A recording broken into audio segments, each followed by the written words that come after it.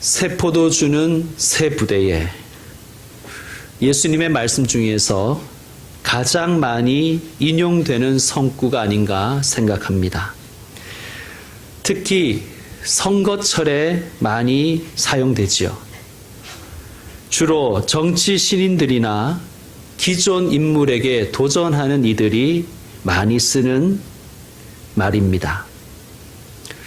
포도주는 핵심적인 그 어떤 것, 가치나 교훈을 의미하겠습니다. 부대라는 것은 그 핵심이나 가치나 가르침을 담아내는 그릇이 되겠지요. 오늘 말씀에서 새 포도주는 예수 그리스도를 의미합니다. 또한 새 포도주는 예수님의 가르침을 담는 그릇으로서 경건의 삶이 되겠습니다. 새 포도주는 새 부대에 담아야지 낡은 부대에 담으면 안 된다는 말씀이지요. 만약 새 포도주를 낡은 가죽 부대에 담으면 새 포도주도 또 부대도 못 쓰게 된다는 말씀입니다. 구약 말에 예수님께서 이 세상에 오시기 직전 그 어간에 유대에서는 역사적, 신앙적 반성이 일어났습니다. 당시에 로마의 식민지 지배를 받고 있는 때죠. 우리나라는 왜 망했을까? 이런 반성이 일어난 거예요. 하나님은 왜 우리 유다를 심판하셨을까?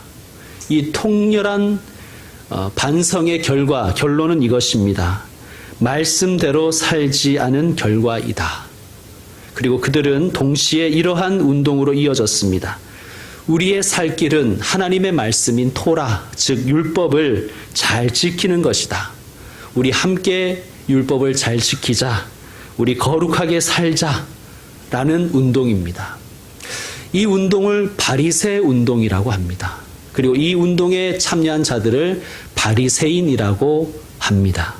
그러니까 바리새인들이 처음부터 나쁜 사람들은 아니었습니다. 바리새라는 뜻은 거룩하다라는 의미예요. 거룩하다는 것은 무슨 뜻이냐면 구별되다, 분리시키다라는 뜻입니다. 그런데 이것이 너무 과격해지면 근본주의자, 원리주의자, 분리주의자가 되는 것입니다. 바리새인들은요, 율법, 하나님 말씀을 잘 지키기 위해서 울타리를 쳤습니다. 세부 규정을 많이 만들었어요. 여러분 마치 어떤 가축이나 자기 재산을 보호하기 위해서 이렇게 크게 울타리를 치는 것처럼 울타리를 잘 지키면 재산을 지킬 수가 있지요. 그런 것처럼 바리새인들은 하나님의 말씀 이것을 잘 지키기 위해서 울타리를 친 것입니다. 그게 이제 여러 가지 세부 규정이지요. 주로 이 세부 규정은 존경받는 랍비들에 의해서 제시되었습니다. 그래서 이 제시된 세부 규정들이 이어받으면 그것이 유전이 됩니다. 전통이 되는 것이죠. 바리새인들은 랍비를 천만이 존경했다고 합니다. 랍비의 가르침을 존중했습니다. 얼마나 그들이 랍비를 존경하고 랍비의 가르침을 존중했는지를 알 수 있는 이야기가 하나 있습니다. 만약에 바리새인들에게 당신의 아버지와 랍비가 물에 빠지면 누구를 먼저 구해야 합니까? 라고 질문한다면 바리새인들은 주저없이 대답합니다. 랍비를 먼저 구해야 됩니다. 왜냐하면 이유는 이렇습니다. 육신의 아버지는 나를 이 세상에 태어나게 했을 뿐이지만 랍비는 나의 영적 아버지로서 나의 생명을 오는 세상에, 즉 하나님 나라로 인도하기 때문이라고 그 이유를 밝히는 것입니다. 자, 질문해 봅시다. 세부 규정, 이런 울타리, 전통은 나쁜 것입니까? 그렇지 않죠. 형식은 나쁜 것이 아니에요. 형식은 좋습니다. 그런데 형식은 꼭 있어야 되는데 형식이 형식주의로 가면 문제가 되는 거예요. 예수님이 이렇게 말씀하셨잖아요. 새 포도주는 새 부대에 넣는단다. 예수님은 형식을 무시하신 분이 아니세요. 형식이 없으면 내용도 담을 수가 없지 않습니까? 예수님이 이런 말씀도 하셨습니다. 바리새인들아, 너희가 박하와 회향과 근처의 11조는 드리면서도 율법에 더 중한 바 정의와 긍휼과 믿음은 버렸구나. 그러나 이것도 행하고 저것도 버리지 말아야 한다라고 예수님이 말씀하셨어요. 예수님이 말씀하시는 진정한 11조는 11조의 정신인 정의, 긍휼, 믿음인데 그것이 더 중요하긴 하지만 예수님이 이렇게 말씀하시는 거예요. 이것도 행하고 저것도 버려서는 안 된다. 또 예수님이 이런 말씀하셨죠. 마태복음 5장을 보면 너희가 예물을 드리려다가 형제에게 원망 들을 만한 일이 생각나거든 어떻게 하라고요? 일단 예배부터 드리고 가서 화해해라 이렇게 말씀하시지 않고 먼저 가서 형제와 화목한 후에 다시 와서 예물을 하나님께 드려라 라고 가르치셨습니다. 그러니까 예수님이 진정으로 원하는 예배는 삶의 예배입니다. 형제와 이웃을 사랑하고 화목하게 지내는 것이 우선해야 할 사항이라는 것입니다. 우선순위라고 해서 그 뒤에 해야 할 일이 수준이 낮다는 것은 아닙니다. 그냥 순서상 먼저라는 거예요. 자, 따라합시다. 가서 사랑하고 와서 예배하라. 가서 화목하고 와서 예배하라. 이게 예수님의 뜻입니다, 여러분. 다시 말씀드리지만 형식이라는 것은 좋은 것입니다. 반드시 필요한 것입니다. 여러분, 우리는 우리의 자녀들에게, 우리의 후배들에게 좋은 신앙의 형식을 만들어줄 의무가 우리에게 있습니다. 그러한 신앙의 좋은 형식을 만들어주는 사명을 실천하는 교회가 되기를 원합니다. 문제는 아까도 말씀드렸지만 형식주의가 될 때가 문제입니다. 오늘 본문에 나오는 이 쟁점인 금식도 마찬가지인 거예요. 바리새인들은 율법을 잘 지키기 위해서 금식이란 형식을 매우 중요시 여겼습니다. 당시에 바리새인들이 얼마나 이 금식을 철저히 지켰냐 하면 성경에는 금식의 날이 단 하루예요. 1년 중에 7월 10일 대속죄일에 금식하게 되어 있습니다. 그런데 이것을 잘 지키기 위해서 그들은 일주일에 2번씩 금식했습니다. 월요일과 목요일에 자발적으로 금식한 것이죠. 그런데 그러다 보니까 문제는 이 귀한 형식이 형식주의가 되어버렸어요. 이거 형식주의라는 것은 어떻게 할 수 있는가? 여러분, 내가 지키는 형식을 다른 사람에게 들이밀면 그게 형식주의가 되는 거예요. 상대방에게 내가 가지는 형식을 가지고 갖다 대서 상대방을 측량하고 또 그것을 통해서 상대방의 마음을 해치는 것이 형식주의입니다. 여러분, 오늘 말씀에 보면 예수님과 예수님의 제자들은 금식하지 않았대요. 금식해야 되는 날에. 이를 못마땅히 여긴 바리새인들이 예수님께 질문했습니다. 왜 당신의 제자들은 금식하지 않으십니까? 이게 제자들을 들먹거렸지만 사실은 누구에게 지금 비난하는 거예요? 제자가 선생 닮는 거 아니냐 이거죠. 왜 당신은 금식 안 합니까?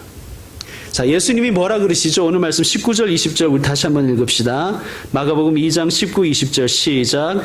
예수께서 그들에게 이르시되 혼인집 손님들이 신랑과 함께 있을 때에 금식할 수 있느냐? 신랑과 함께 있을 동안에는 금식할 수 없느니라. 그러나 신랑을 빼앗길 날이 이르리니 그날에는 금식할 것이니라. 아멘. 여기서 신랑은 누굴까요, 여러분? 어떻게 하셨습니까? 아주 수준이 높으십니다. 예수님이시죠. 그럼 혼인집 손님들은 누구예요? 예수님의 제자들, 우리를 얘기합니다.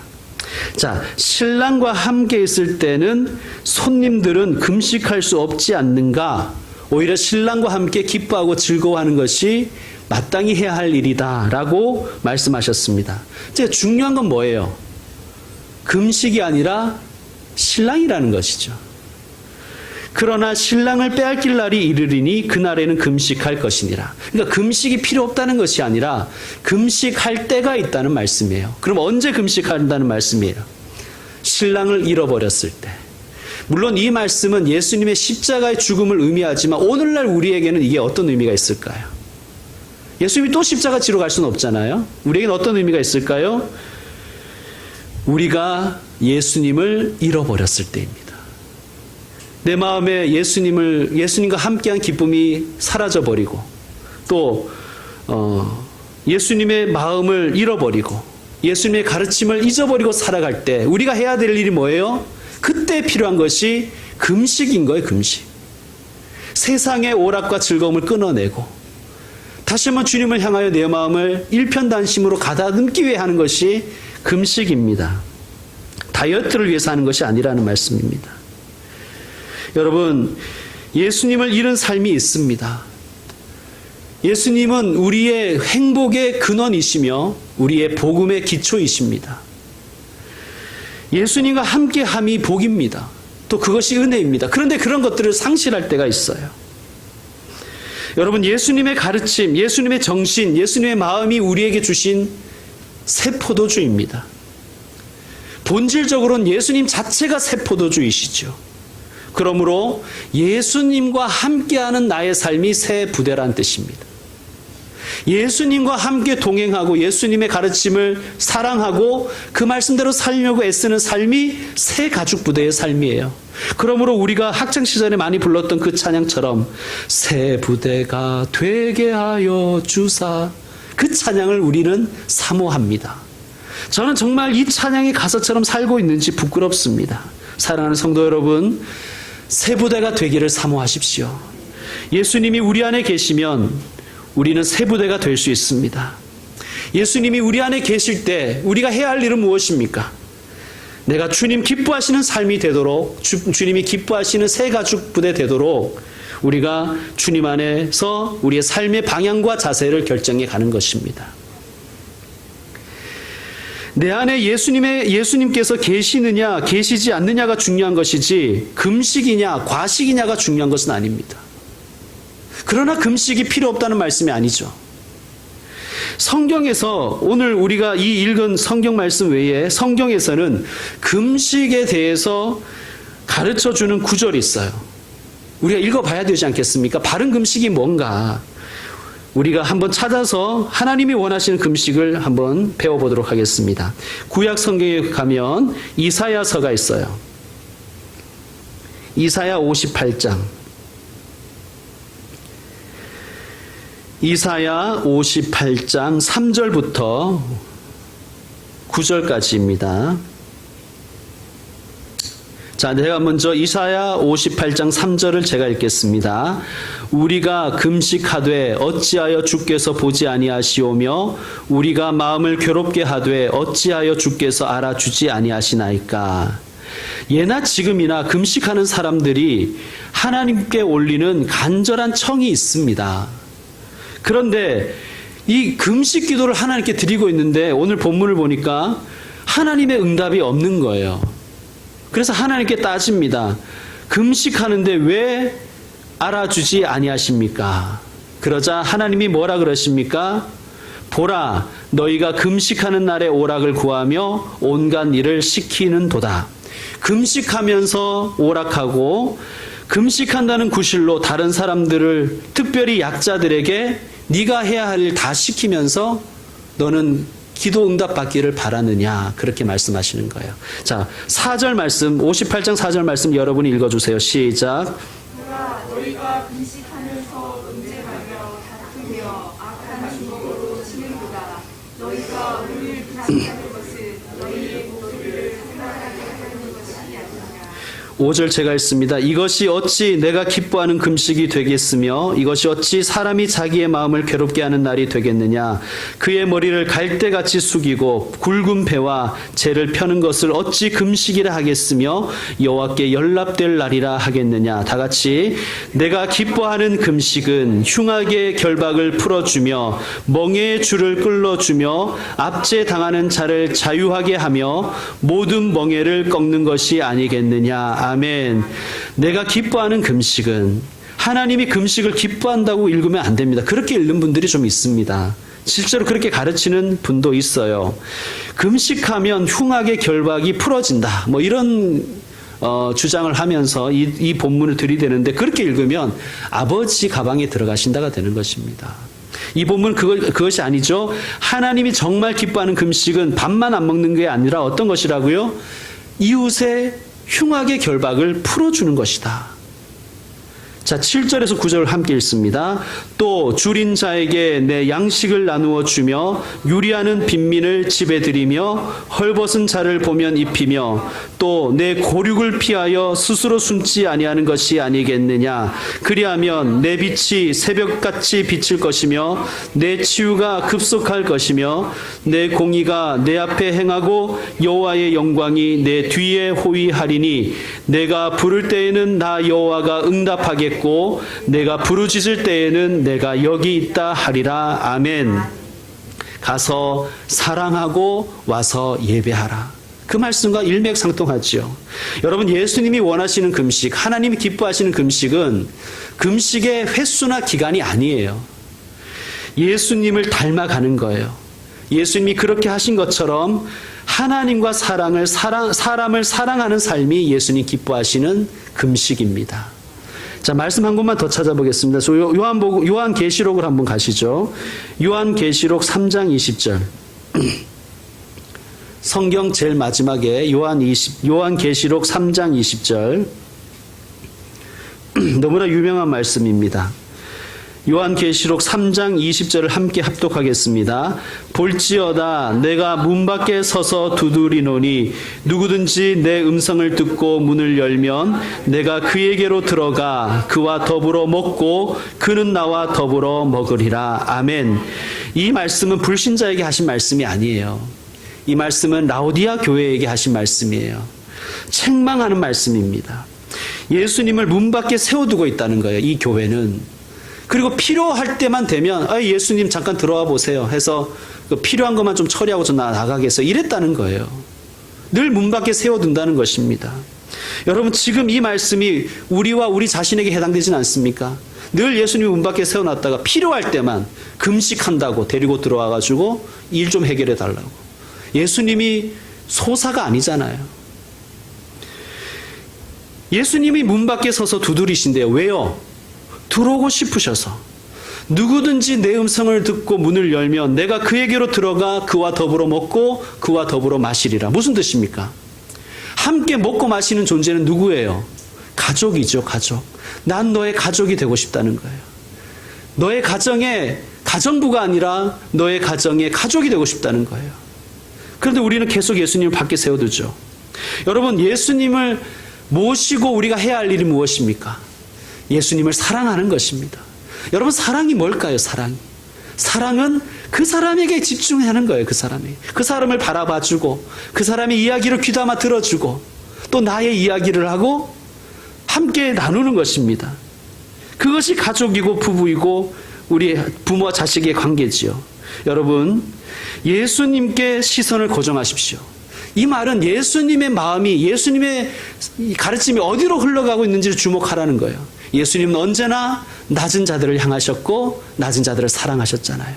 그러면 우리도 예수님께서 사랑하신 사람들을 사랑하고 예수님이 사랑하신 교회를 사랑하고 특별히 이 땅의 낮은 사람들을, 약한 사람들을 도와주고 사랑하는 것이 정말 해야 할 금식인 줄로 믿습니다. 어떤 목사님께 들은 이야기입니다.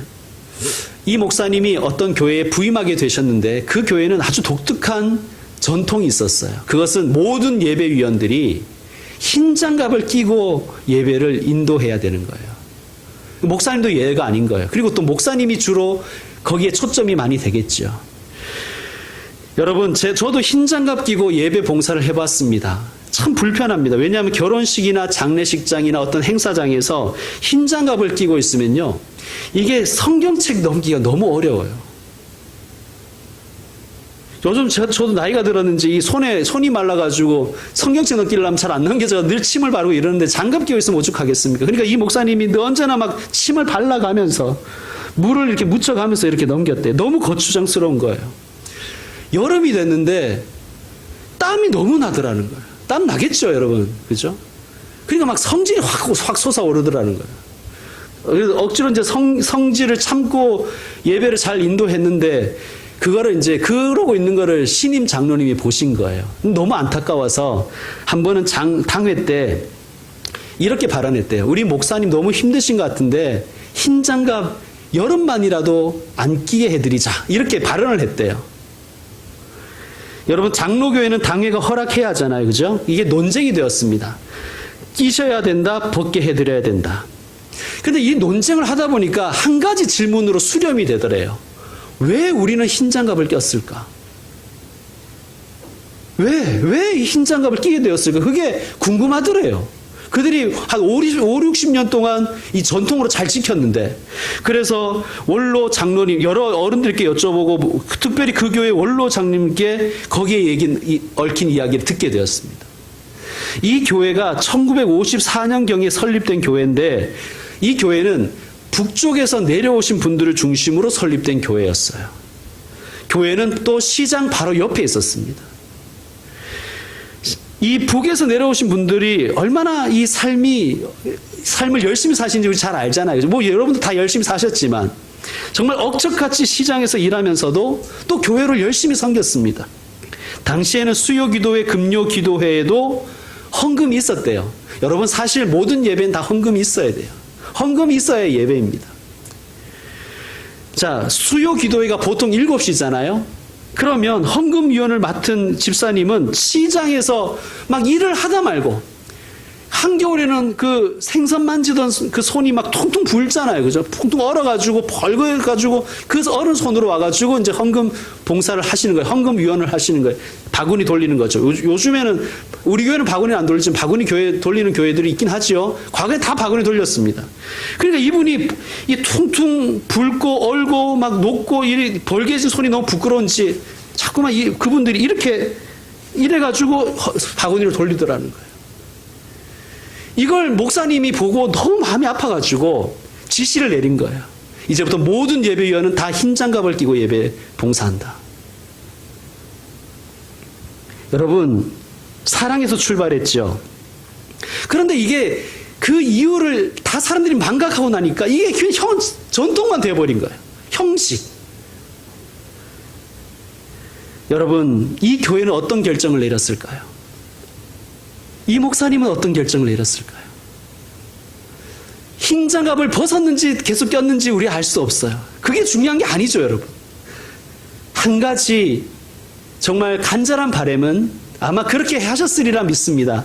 그 교회의 목사님과 장로님들, 모든 중직들은 성도들을 더 사랑하리라 다짐하고 그렇게 실천했을 것입니다. 이제 말씀을 마무리하겠습니다. 새 포도주는 새 부대에, 여러분, 우리가 어떠한 삶으로 살아야 될까요? 금식을 하느냐 마느냐, 며칠 하느냐 몇 번 하느냐가 중요한 게 아니라 예수님처럼 사랑하고 사느냐가 중요한 것입니다. 제가 시 한 편을 읽어드리고 마치도록 하겠습니다. 제목, 반성, 시인 한빈복. 늘 강아지를 만지고 손을 씻었다. 내일부터는 손을 씻고 강아지를 만져야지. 기도하겠습니다.